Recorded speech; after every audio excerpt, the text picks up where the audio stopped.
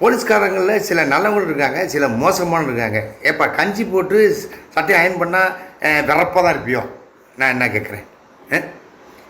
ஒருத்தி என்ன இது இல்லை, எவ்வளோ கொடுமை இதெல்லாம். அடிக்கும்போது அந்த பையன் கத்திருக்கிறாரு, ஒரு வழி இருக்காதா? ஒரு சக மனுஷனை போட்டு அந்த அட்டி அடிக்கிறீங்களா? ஏன்னா மனுஷங்களா இல்லை காக்கி சட்டை போட்ட யமனுங்களா? அறிவு வேணாம்.